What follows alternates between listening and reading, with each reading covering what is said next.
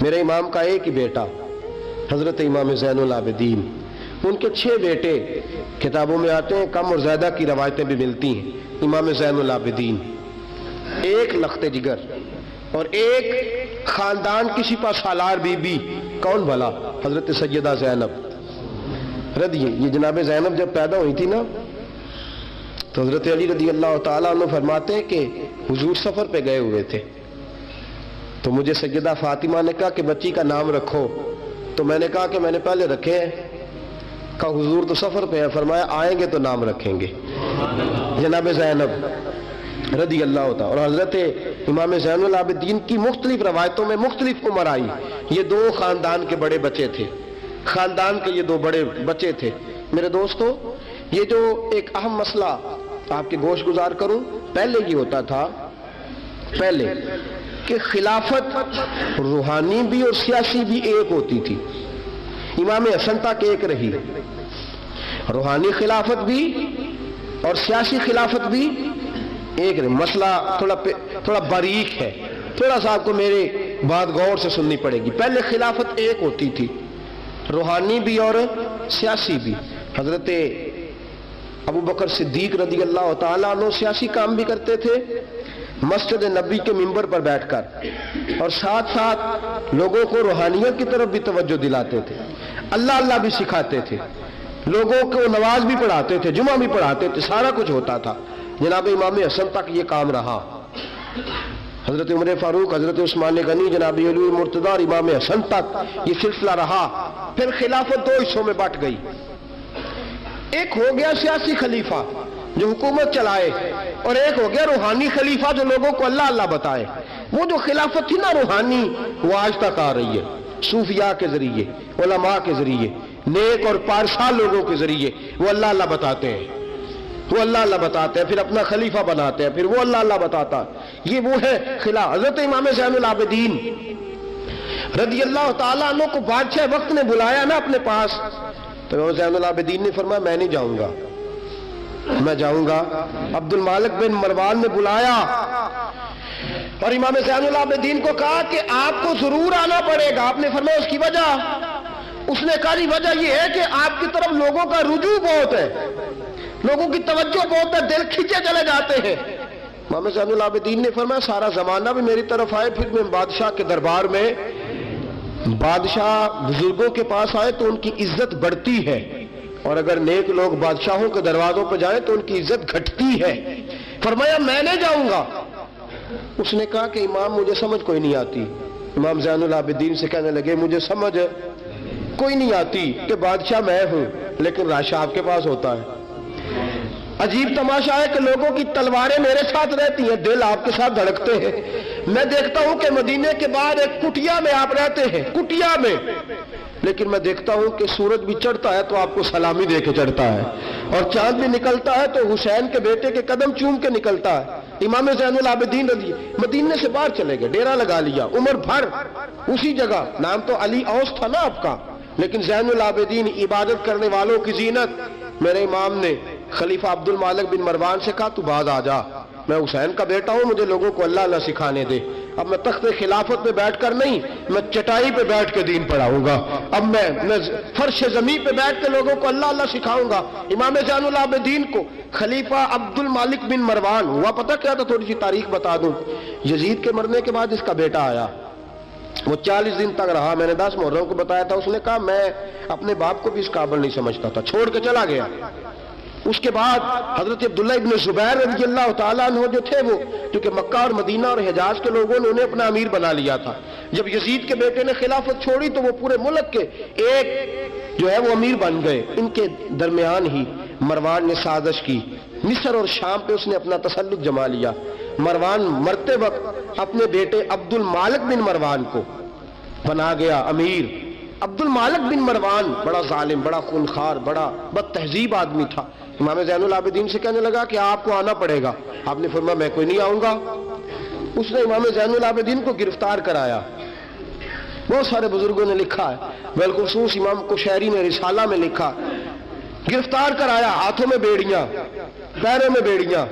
امام زین العابدین جس طرح نکلے تھے نا کربلا سے اور دمشق آئے تھے، گرفتاری کے عالم میں، اور پھر دمشق سے مدینے آئے تھے، اسی عالم میں پھر گرفتار کرایا، اور خلیفہ عبد الملک بن مروان کے سامنے جب امام زین العابدین پہنچے تو آپ نے کہا کہ تو نے دیکھا ہے نا میرے باپ کے قاتلوں کا کیا انجام ہوا تھا، تو نے دیکھا ہے میرے باپ کے قاتلوں کا، بعد آ جا۔ اس نے کہا کہ یزید کے پاس طاقت تھی، اس نے آپ کو گرفتار کرا لیا تھا، اب میرے پاس طاقت ہے، میں نے بھی گرفتار کرا لیا ہے۔ امام زین العابدین سے کہنے لگا آپ کے پاس طاقت ہے تو دکھائیے، آپ کے پاس ہے طاقت تو دکھائیے۔ امام زین العابدین رضی اللہ تعالیٰ عنہ نے فرمایا تجھے کہا چیلنج نہ کر، میں درویش ہو گیا ہوں، ایک طرف لگ گیا ہوں، ایک کونے میں جا کے بیٹھ گیا ہوں، مدینے سے باہر جا کے میں نے ڈیرا لگایا، بس مجھے اب چھیڑ مت، مجھے اپنا کام کرنے دے، مجھے لوگوں کو دین سکھانے دے، اللہ اللہ بتانے دے، تو جان، تیری حکومت جانے، تیری سلطنت جانے، میں تیرے کام میں دخل نہیں دیتا، تو میرے کام میں دخل نہ دے، مجھے اللہ اللہ کرنے دے، اللہ اللہ کرانے دے۔ کہنے لگا میرے پاس طاقت ہے، میں نے گرفتار کر لیا ہے۔ امام زین العابدین رضی اللہ تعالیٰ عنہ کے ہاتھ اور پاؤں میں بیڑیاں تھی، امام زین العابدین کی زبان سے نکلا اللہ اللہ اللہ۔ تیسری دفعہ جب آپ کی زبان سے اللہ نکلا ساری بیڑیاں ٹوٹ کے زمین پہ گر گئیں۔ امام زین العابدین کے لیے اٹھنے لگا، فرمایا بیٹھ جا زمین پہ۔ خلیفہ زمین پہ بیٹھا، امام زین العابدین رضی اللہ تعالیٰ عنہ نکلے۔ مجھے نہ کہنا روایت ضعیف ہے، روایتیں ضعیف ہوتی ہیں، عقیدے مضبوط ہونے چاہیے۔ حضرت امام زین العابدین پلٹے اور پلٹ کے کہنے لگے طاقت پہلے بھی ہمارے پاس تھی، طاقت آج بھی ہمارے پاس ہے، جب رب کہتا ہے ہم استعمال نہیں کرتے، اور جب کہہ دیتا ہے تو ہم استعمال کرنا شروع کر دیتے ہیں، بس اللہ کی رضا پہ راضی ہے۔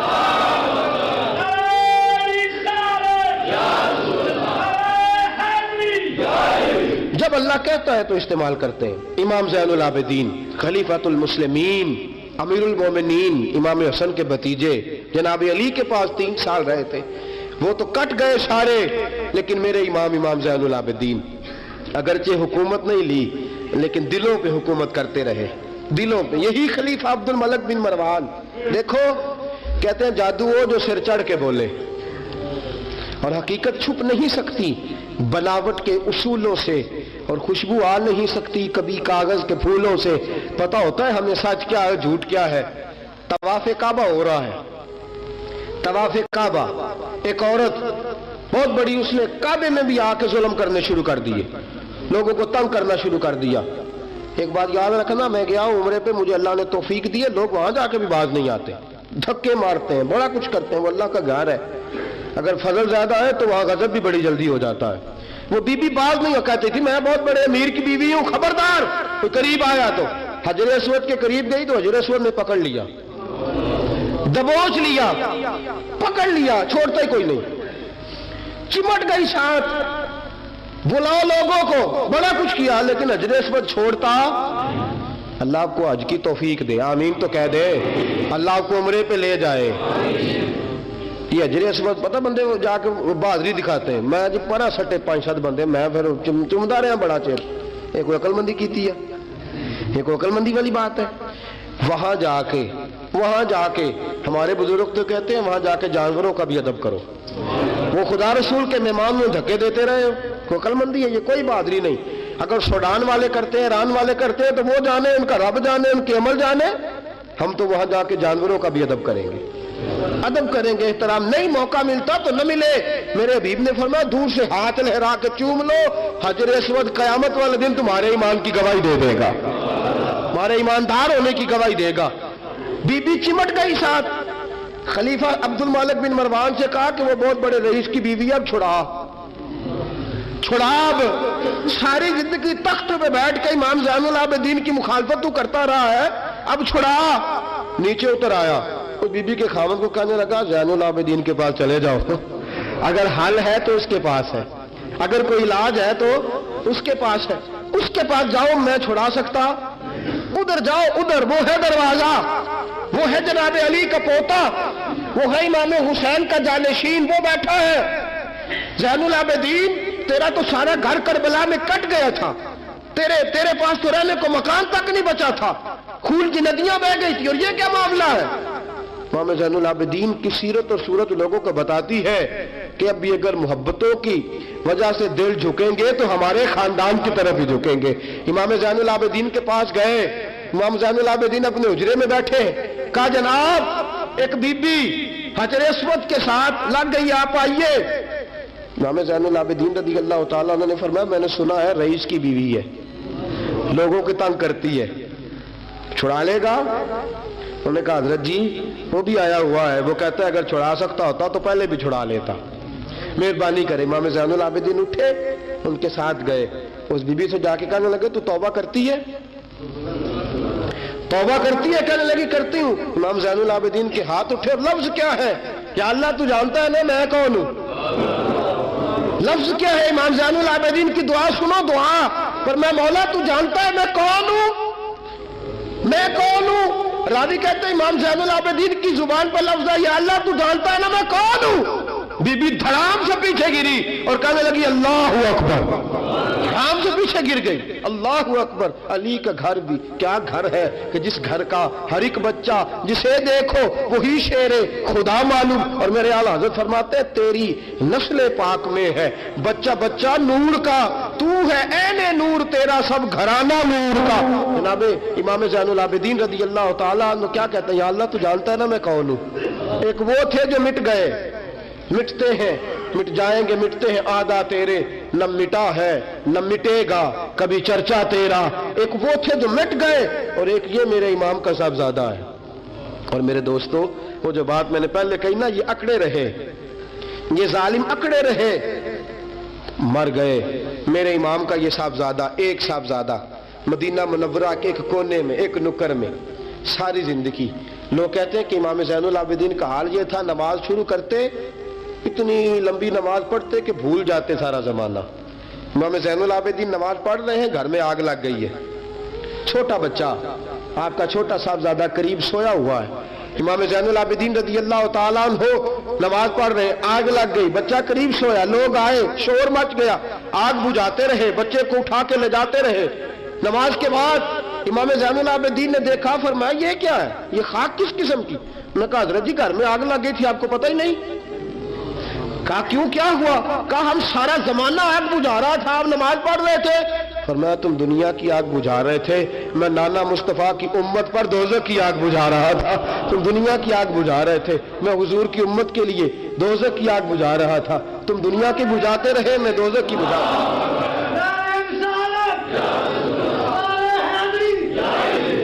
ये इमाम ज़ैनुल आबिदीन है, वो सारे मिट गए। और ये इमाम कैसी आजिज़ी, कैसी इनकिसारी। हजरत इमाम हसन बसरी ये खलीफा है इमाम ज़ैनुल आबिदीन के भी, और खलीफा है हजरत इमाम बाकर के भी। इमाम बाकर इमाम ज़ैनुल आबिदीन के बेटे हैं, इमाम जाफर सादिक उनके पोते हैं।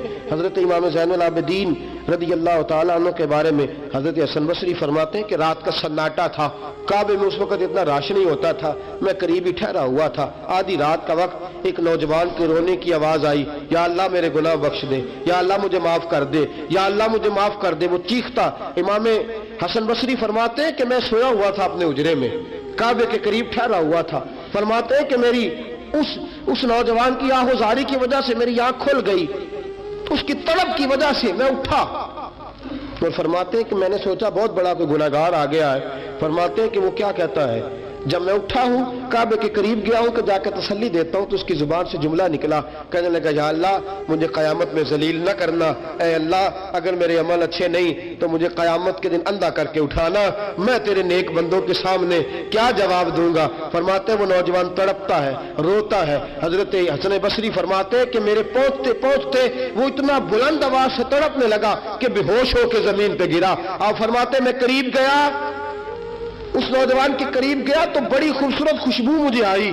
फरमाते मेरे दिल में ख्याल था तसल्ली दूंगा कि बेटा ठहर जा, मैं भी दुआ करता हूँ, तू भी दुआ कर, अल्लाह बड़ा मेहरबान है, माफ कर देगा। फरमाते हैं जब मैंने उस नौजवान के चेहरे से जुल्फे हटाई, गर्द साफ की तो मेरे पांव तले से जमीन निकल गई। ये तो इमाम हुसैन का बेटा ज़ैनुल आबिदीन है, ये तो इमाम हुसैन का लख्त जिगर अलीउल मुर्तज़ा के जिगर पारे जनाब सैयदा फातिमा के नूर नजर है, ये तो हजरत शहर बानो शहजादी के बेटे हैं। इतनी आहोजारी, इतनी तड़प اتنی بے چینی، اتنا اللہ سے تعلق. حضرت حسن بصری فرماتے ہیں کہ قدموں پہ گرا، پاؤں چومے. امام زین العابدین کی آنکھ کھلی تو کہا حسن بصری نہ کر، نہ کر، تو بزرگ ہے. امام زین العابدین اٹھ کے بیٹھ گئے. حضرت حسن بصری رحمت اللہ تعالی علیہ فرماتے ہیں میری آنکھ نکل گئی، آنسو میرے بہہ گئے. میں نے کہا زین العابدین کہاں سے دل لے کے آئے ہو تم لوگ، اور کہاں سے سنوارا ہے خدا نے تمہارے خاندان کو؟ سارا کچھ دے بھی دیتے ہو اللہ کی راہ میں، سارا کچھ لٹا بھی دیتے ہو، سارا کچھ قربان بھی کر دیتے ہو، اپنے لیے رکھتا بھی کچھ نہیں، اور پھر بھی معافیاں ہی مانگتے پھرتے ہو، پھر بھی معافیاں ہی مانگتے پھرتے ہو، پھر بھی روتے پھرتے ہو، پھر بھی بارگاہ خدا بندی کے اندر آہوزاریاں کرتے رہتے ہو. حضرت حسن بصری رحمت اللہ تعالی علیہ فرماتے کہ وہ زمانہ میں نے امام زین العابدین کا دیکھا. میرے دوستو وہ تو مٹ گئے، اکڑے رہے نا، مٹ گئے. کربلا کے بعد وہ مٹ گئے میرے امام کو مٹانے والے. لیکن امام زین العابدین میرے امام کا ایک صاحبزادہ بچہ تھا، لیکن انہوں نے روحانی خلافت کا آغاز کر دیا. پوری دنیا میں میرے امام زین العابدین کا فیض ہے، جسمانی بھی ہے، روحانی بھی ہے، علمی بھی ہے. امام زین العابدین نے زندگی پوری گزار دی ایک کونے میں لگ کے. امام زین العابدین کسی سیاسی کام میں کبھی مداخلت نہیں. حضرت امام جعفر صادق کا زمانہ آیا تو پھر بادشاہ نے بلایا امام جعفر صادق کو. اور یہ امام جعفر صادق وہ بزرگ ہیں کہ حضرت امام اعظم ابو حنیفہ رحمۃ اللہ علیہ امام جعفر صادق کے مرید ہے، ان کے مرید ہے، ان کے خلیفہ ہیں. حضرت امام جعفر صادق کو بلایا، اور جب سیدنا امام جعفر صادق رحمۃ اللہ علیہ رضی اللہ عنہ پہنچے تو آپ نے شاندار لباس پہنا، شاندار لباس پہنا، اور اعلیٰ قسم کا جبہ پہنا، اعلیٰ قسم کی پگڑی باندھی، ہاتھ کے اندر عصا پکڑا. اور حضرت امام جعفر صادق رضی اللہ تعالیٰ عنہ کچے مکان سے نکلے، لیکن ذرا باوقار ہو کے نکلے. دربار بادشاہ، دربار خلافت میں پہنچے، اپنی کھنڈی کو، اپنی چھڑی کو ہلایا. میں کیوں بلایا مجھے؟ وہ بادشاہ جس نے کہا تھا بلاؤ ذرا پتہ کرتا ہوں کیوں میلہ لگا رکھا ہے. پھر بھی بادشاہ ڈرتے رہتے ہیں، پھر بھی ڈرتے ہیں کہ اگر ان روحانی لوگوں نے اشارہ کیا تو ساری دنیا ان کے پیچھے نکل پڑے گی. بلاؤ کیوں میلہ لگائے رکھا ہے؟ جب بادشاہ کے سامنے پہنچے تو بادشاہ نے کہا کیا بات ہے، کیوں بلایا تھا مجھے؟ کہنے لگا حضور غلطی ہو گئی. آج کے بعد امام جعفر صادق باہر نکلے تو بادشاہ کے حواری کہنے لگے تو بڑی باتیں کرتا تھا، ڈنگے مارتا تھا، بڑھ کے مارتا تھا، بلاؤ امام کو پوچھ لیتا ہوں کیا ہوا. کہنے لگا یار پتہ نہیں کیا بات ہے، جب نہیں ہوتے تو بات نکلتی ہے، جب سامنے آ جاتے ہیں تو منہ کے اندر سے زبان بولتی نہیں ہے. جب سامنے آتے ہیں تو کیا روب ہے، کیا روب ہے. اصل اسے سمجھ نہیں تھی کہ تیری نسل پاک میں ہے بچہ بچہ نور کا، تیری نسل پاک میں ہے بچہ بچہ نور کا، تو ہے عین نور، تیرا سب گھرانہ نور کا. حضرت امام جعفر صادق باہر نکلے تو آپ کا خادم گھر جا کے کہنے لگا امام صاحب اعلیٰ قسم کا لباس، لوگ باتیں کر رہے تھے، اتنا بڑا قیمتی لباس، لوگ گفتگو کر رہے تھے. تو حضرت امام جعفر صادق نے قمیض اتارا، نیچے ٹاٹ کا لباس تھا. فرمایا یہ جو اوپر پہنا ہے یہ مخلوق کو دکھانے کے لیے ہے، اور جو اندر پہنا ہے وہ رب کو دکھانے کے لیے ہے. اندر اللہ کو دکھانے کے لیے ٹاٹ کا ہے، لیکن مخلوق کو دکھانے کے لیے میں نے اعلیٰ لباس پہنا ہے. ان کے دل میں خیال نہ آئے کہ رسول پاک کے اہل بیت شاید کمزور ہو گئے ہیں، اس لیے ڈرتے اور سہمے ہوئے آتے ہیں. میرے نبی کے خاندان نے اس وقت سے لے کر تا دم آخری آج تک ایک پورا کردار ادا کیا ہے. سادات کا دین میں ایک پورا کردار رہا ہے. تحریر کے معاملات میں، تقریر کے معاملات میں، تدریس کے معاملات میں سادات کا پورا کردار رہا. وقت گزرنے کے ساتھ ساتھ کبھی سید غوث اعظم کی شکل میں آئے، اور کبھی سید معین الدین چشتی اجمیری کی شکل میں آئے، اور کبھی سید علی حجویری داتا گنج بخش کی شکل میں آئے، اور کبھی یہ سید حضرت شاہ آل رسول ماں رہنوی کی شکل کے اندر آئے، اور کبھی یہ سید میر عبد الواحد بلگرامی کی شکل میں آئے. یہ سادات آتے رہے، اپنے اپنے دور میں چمکتے رہے، اپنے اپنے دور میں دین کا فریضہ سر انجام دیتے رہے.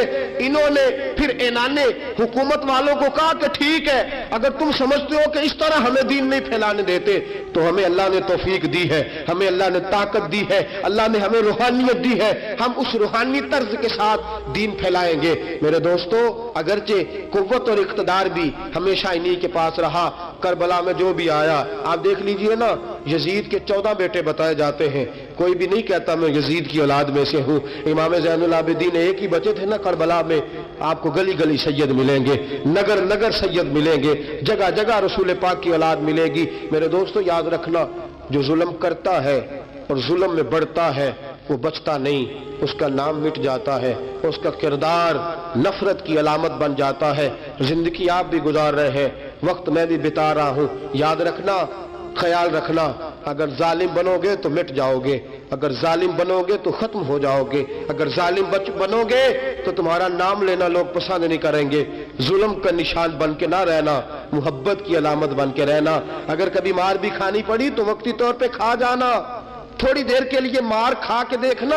کبھی کبھی مار کھانے میں بھی بڑی عزت ہوا کرتی ہے, کبھی کبھی مار کھانے اور برداشت کرنے میں بھی بڑا وقار ہوتا ہے. کبھی یہ بھی کر کے دیکھو, اس میں بھی ایک ذائقہ ہے, اس میں بھی ایک لطف ہے. میرے عزیزوں, جو ظلم کرے گا نہیں رہے گا, جو ظلم کرے گا اگر کتنے بھی اس کی ہاں اولادیں ہو جائیں اس کا نام نہیں چلے گا. جو محبت کرے گا, جو مار کھائے گا. خواجہ معین الدین چشتی نے بڑی مار کھائی, داتا علی اجمیری نے ہندوؤں سے بڑی مار کھائی, حضرت غوث پاک جیلانی کو بڑا ستایا گیا. یہ مار تو کھاتے رہے لیکن پیغام حق پہ ڈٹے رہے. جسے مار کھانی آ جائے, مار کھانی, بلکہ مولا رومی فرماتے ہیں جسے کٹنا آ جائے وہ بچ جاتا ہے, جسے قربان ہونا آ جائے اسے عزت مل جاتی ہے. جو برداشت کرنا سیکھ جاتا ہے وہ محبت کی علامت بن جاتا ہے. میدان کربلا نے یہ سبق دیا کہ اگر وقتی طور پہ مار کھانی پڑی تو ذرا کھا کے دیکھنا, لیکن کھانا حق کے رستے میں, کھانا حق کے رستے میں.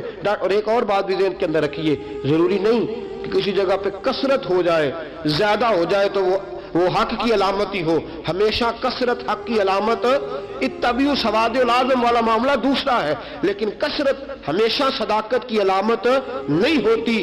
یزید کے ساتھ تھے تو بہت زیادہ, لیکن کبھی بھی دل کے ساتھ انہوں نے یزید کی سپورٹ نہیں کی. تھے بہت امام حسین کے ساتھ, اس وقت تو تھوڑے تھے, لیکن ذرا آج تک دیکھیے کتنے ہیں جو امام حسین سے پیار کرتے ہیں, میدان کربلا سے لے کر آج تک. اور پھر کسی نے کہا تھا نا, انسان کو بیدار تو ہو لینے دو, ہر شخص پکارے گا ہمارے ہیں حسین. پھر دیکھنا صبح قیامت تک کتنے ہیں. حق کے نام پہ ڈٹ جاؤ, اگر تم ایک بھی ہوئے, دو بھی ہوئے, 10 اور 12 14 بھی ہوئے, رہنا حق پہ قائم رہنا. مار کھا کے دیکھنا, اس میں بھی بڑی لذت ہے. ظلم سے بچنا, ظلم بہت بڑا عیب ہے, ظلم بہت بڑی بیماری ہے. لگ جائے گی تو نام و نشان مٹا دے گی, ختم کر دے گی صفحہ ہستی سے ظالم کو. اللہ میں ہر قسم کے ظلم سے بچائے, ہمیشہ مدحت خیر الانام میں گزرے. دعا ہے یہ عمر درود و سلام میں گزرے. وآخر دعوانا الحمدللہ. اور اگر آپ نے ابھی تک ہمارا چینل سبسکرائب نہیں کیا تو فوراً سبسکرائب کیجئے, ساتھ ہی بیل آئیکن پر کلک کریں تاکہ مزید آنے والی ویڈیو ہیں وہ آپ کو وقت پر ملتی رہیں. اللہ حافظ.